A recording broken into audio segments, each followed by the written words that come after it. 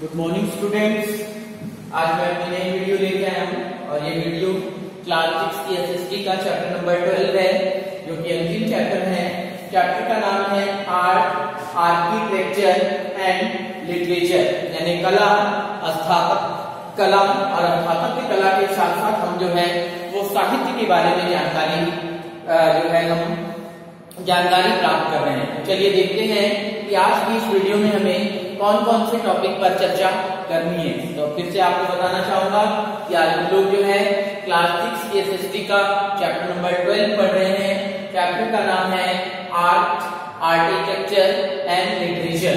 फिर से आपको बताना चाहूंगा कि चलिए आज हम लोग जो है इन 4 पॉइंट्स में चर्चा करने जा रहे हैं। पहला पॉइंट है हमारा construction of temples and stupas, यानी उस समय जो है किस प्रकार से मंदिरों और स्तूपों का निर्माण हुआ। इसके अलावा हम लोग जो है उस समय की पेंटिंग यानी कलाकृतियों के बारे में जानेंगे। फिर हम लोग जो है लिटरेरी वर्क यानी साहित्यिक कार्यों के बारे में जानेंगे और लास्ट में हम जानेंगे कि किस प्रकार के साइंटिफिक और टेक्नोलॉजिकल डेवलपमेंट जो है उस काल में हुए। तो चलिए सबसे पहले हम लोग जो है वो construction of temples and stupas के बारे में हम लोग जो है वो जानते हैं। तो देखेंगे कि जो मंदिर थे, जो स्तूप थे, उनका जो निर्माण हुआ वो कई स्टेजेस में हुआ। कह सकते हैं कि वहां पर अच्छी क्वालिटी के पत्थरों को तराशा गया। तराशने के बाद उनको जो है यातायात के साधनों से लाया गया और लाने के बाद जो है उससे भवन निर्माण यानी कि स्तूपों का निर्माण शुरू हुआ। जो कलाकार थे उन्होंने जो है उन पत्थरों को उकेरा, उससे दीवारें बनाई, उससे पिलर बनाया, उससे छत बनाई, उससे फर्श बनाई। इसके अलावा अगर आप देखेंगे तो जो बिल्डिंग थी, जैसे आप स्तूप कहते हैं, इसे बनाना बहुत ही ज्यादा एक्सपेंसिव था, बहुत ही ज्यादा खर्चीला था। इसके अलावा देखेंगे तो इनका निर्माण जो है किसी शासक या कोई जो शासिका होती थी उनके शासनकाल में हुआ। कुछ अमीर श्रद्धालु होते थे जो श्रद्धालु कुछ ना कुछ कंट्रीब्यूशन करते थे और उन कंट्रीब्यूशनों के माध्यम से जो है उनको डेकोरेट किया जाता था। कुछ व्यापारी होते थे, जो कुछ किसान होते थे, कुछ अन्य लोग होते थे जो अपने अपने तरीके से जो है कह सकते हैं कि उसमें अपना योगदान देते थे। अगर सांची के स्तूप की हम बात करें तो सांची के स्तूप की स्थिति बहुत अच्छी थी। अगर देखेंगे तो उनके शिलालेखों में, उनके रेलिंग्स में, उनकी दीवारों में, उनके पिलर्स में जो है तो ये जानकारी हमें प्राप्त होती है। तो चलिए एक चेक पॉइंट है छोटा सा, उस चेक पॉइंट को सॉल्व करते हैं। पहला है पूरी कंस्ट्रक्टेड द सांची स्तूपा, तो इसमें आंसर आएगा सुंगा। दूसरा है where did the people assemble in temple, तो इसमें आंसर है मंडपम, सभी लोग मंडप में जो है इकट्ठा होते थे। Where is the red temple, रथ मंदिर कहाँ है, तो इसका जगह का नाम है महाबलीपुरम। इसके अलावा give an example of brick temple built by Pallava, तो पल्लवों के द्वारा निर्मित जो ब्रिक टेम्पल है उनका नाम है सोर टेम्पल। इसके अलावा सोर टेम्पल कहाँ है, महाबलीपुरम में। तो चलिए हम लोग पेंटिंग के बारे में जानते हैं और देखेंगे तो उस समय यानी गुप्त काल में अजंता जो कि महाराष्ट्र में पड़ता है, उस समय कई हमको जो है जानकारियां, उदाहरण जो है पेंटिंग के मिले हैं। देखेंगे तो कई गुफाओं को काटकर उन्हें जो है बौद्ध मठों में परिवर्तित किया गया और इनकी दीवारों पर अगर हम देखेंगे तो अलग अलग प्रकार की गौतम बुद्ध के जीवन से संबंधित पेंटिंग जो है बनाई गई, यानी उनके जन्म से संबंधित पेंटिंग वहां पर दिखाई पड़ती है। और इन पेंटिंग की बात करें तो ये जो पेंटिंग बनाई गई ये बिल्कुल रियल लगती है। अगर देखेंगे तो आज 1500 साल जो है 1500 साल हो गए हैं और 1500 सालों बाद भी इनकी जो है रंग किसी भी प्रकार से उनके रंग में कोई या कह सकते हैं इनका रंग फेड नहीं हुआ है।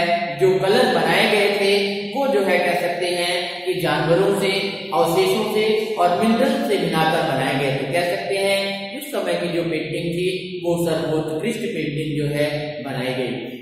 आगे हम साहित्यिक कार्यों के बारे में चर्चा करते हैं, लिटरेरी वर्क के बारे में चर्चा करते हैं। उस समय का साहित्यिक कार्य किस प्रकार का था। तो दक्षिण भारत की हम बात करें तो दक्षिण भारत में संगम साहित्य है, और संगम साहित्य देखेंगे तो 1ली से 4ठी शताब्दी ईस्वी में जो है वो लिखा गया। और देखेंगे तो इसमें जो है शॉर्ट और लॉन्ग पोयम जो है वो कह सकते हैं कि लिखी गई। और इसमें तमिल शास्त्र के 2 प्रमुख ग्रंथ लिखे गए जिनको इलांगो ने लिखा और जिनका नाम है शिल्पाधिकारम और चित्तलाई चांतार मानिकलाई, यानी ये सब जो है वो उस समय के साहित्य हैं। अगर हम गुप्त काल की बात करें तो गुप्त काल में संस्कृत भी काफी मात्रा में प्रचलित रहा। कालिदास की बात करें तो कालिदास जो है एक कह सकते हैं ये एक्स्ट्राऑर्डिनरी व्यक्ति थे, वो एक अच्छे प्रकांड विद्वान थे, वो एक कवि थे जो है, उसके अलावा वो एक कलाकार थे। देखेंगे तो उन्होंने एक दूत लिखा है जिसमें जो है लिखा है कि किस प्रकार से प्रेम के माध्यम से जो है बादलों को इकट्ठा किया गया। इसके अलावा और आप देखेंगे तो उनके द्वारा एक प्रसिद्ध रचना जिसे महाकाव्य कहा जाता है अभिज्ञान शाकुंतलम भी लिखी गई, जिसमें राजा दुष्यंत और शकुंतला की प्रेम कहानी का वर्णन किया गया है। इसके अलावा उनके पुत्र भरत के बारे में भी बताया गया है जो बड़ा होकर एक प्रमुख शासक बनता है। इसके अलावा आप देखेंगे तो कुछ और साहित्यिक कार्य जो है वहां पर दिखाई देते हैं जो कई यूरोपीय भाषाओं में लिखे गए हैं। इसके अलावा आप देखेंगे तो प्रमुख कार्यों में शूद्रास कार्य, मधुचंद्रिका, ये सब जो है उनके जीवन पर लिखे गए हैं। इसके अलावा साधारण लोगों के जीवन पर भी कुछ काव्य लिखे गए हैं। और उस समय जो भाषा वहां वर्णन की गई वो संस्कृत भाषा थी, और संस्कृत भाषा जो थी वो उच्च वर्ण के लोगों की भाषा थी, और जो निम्न वर्ण के लोग थे वो प्राकृतिक भाषा बोलते थे। उस काल की अगर हम बात करें तो संस्कृत में 2 महाकाव्य लिखे गए, एक का नाम था रामायण और दूसरे का नाम था महाभारत। इसके अलावा आप देखेंगे तो पुराणों का भी जिक्र गुप्त काल में मिलता है।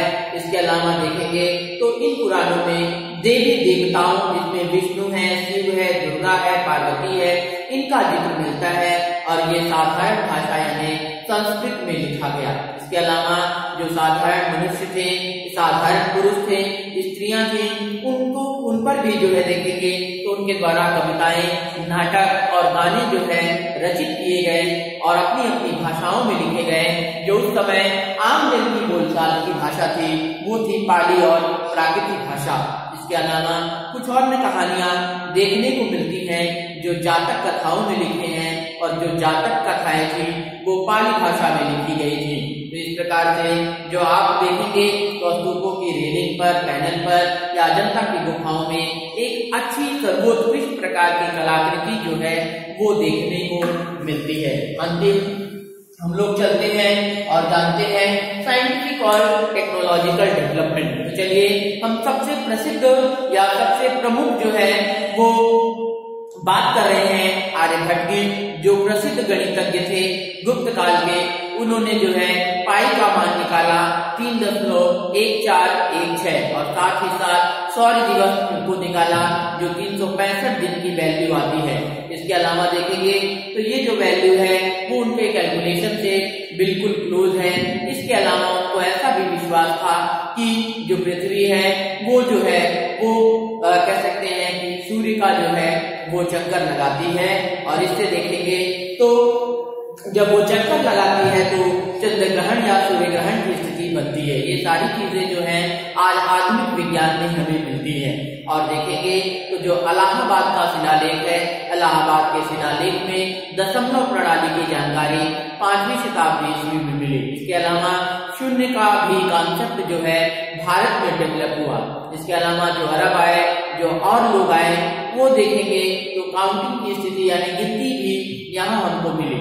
दूसरे एग्जाम्पल्स में आप देखेंगे तो जो लौ स्तंभ है दिल्ली का महरौली में जो है, दिल्ली के महरौली में जो लौ स्तंभ है उससे भी जो है गुप्त काल की जानकारी हमें प्राप्त होती है। इसके अलावा 4वीं शताब्दी ईस्वी में देखेंगे तो किसी भी प्रकार का जो है साइन नहीं मिला है, और ये जो पिलर है वो चंद्र के नाम से मिला है देखेंगे तो जो चंद्रगुप्त द्वितीय या गुप्त वंश की जानकारी हमें प्राप्त कराता है। तो चलिए हम एक छोटे से चेक पॉइंट के साथ ये चैप्टर खत्म करते हैं और आज आपकी हिस्ट्री भी इसी पर खत्म हो जाती है।